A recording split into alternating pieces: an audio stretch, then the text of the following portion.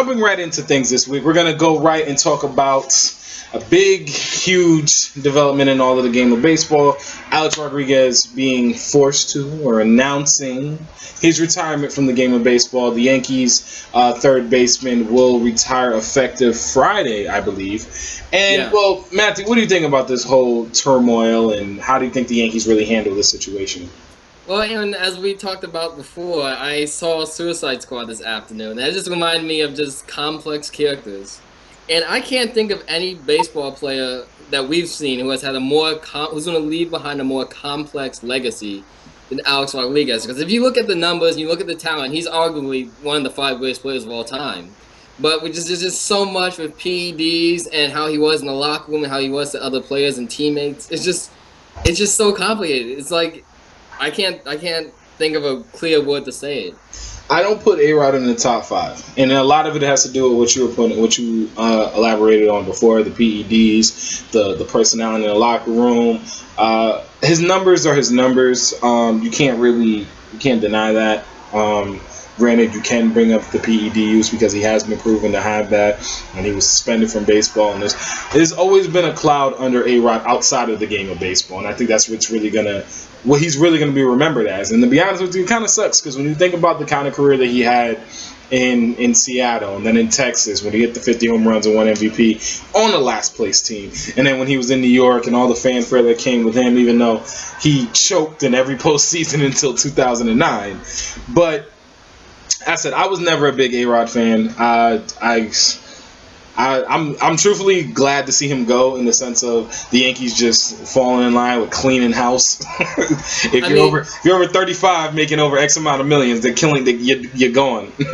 I mean, I understand that because for the longest time I have been saying the Yankees need to sell, and I am glad they finally got Alex Rodriguez off the roster so they can start focusing on developing the young players.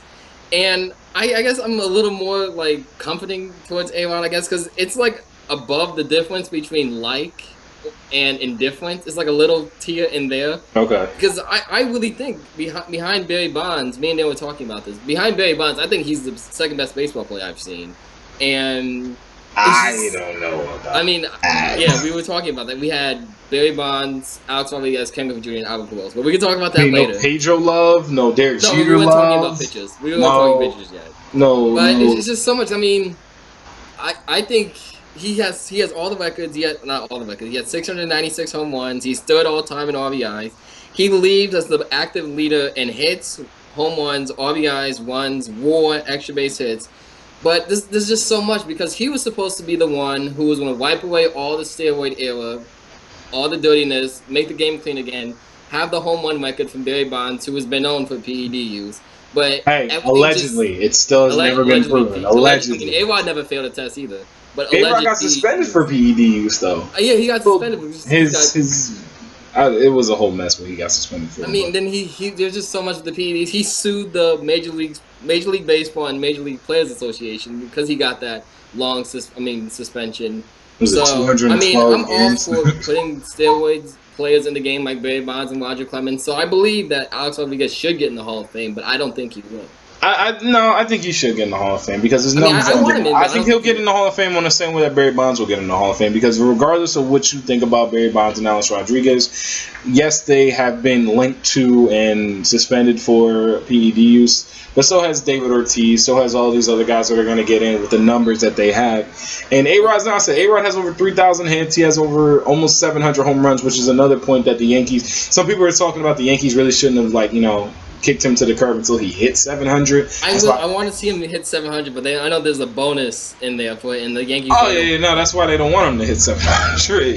At least not with a Yankee uniform. They were talking about I think Frank Iasola from the New York Daily News was talking about how if George Steinbrenner was still alive, there's no way in the world that A-Rod wouldn't hit 700 in pinstripes. But I just said his career has been a tumultuous roller coaster ride, Superman virtual reality out here in Six Flags New England. That kind of ride has been his career. Like it's been absolutely insane. It's been ups. I also I forgot his name, but it was a writer from the New York Post, and he was because we're always going to compare Derek Jeter to Alex Rodriguez, and even though Alex Rodriguez was the better player and the better talent, Derek Jeter is much more beloved and respected. Derek And Jeter also he has said 5 it championship as like rings. Derek Jeter is how New York City wants it to be with all the style and grace, but Alex Rodriguez is actually what New York City is. Like you're touted, but you're also needy and you're a little You just selfish nobody wants to deal sometimes. with you. You're arrogant, I should say. Yeah, It's just, yeah, that's I think that's about right. And I think, oh, what's it called? Derek Jeter is the allure of what it means to be from New York City and be in New York City, and Alex Rodriguez is the just like the reality. actual image Yeah, of he's the that. Yeah. reality of it. That makes sense.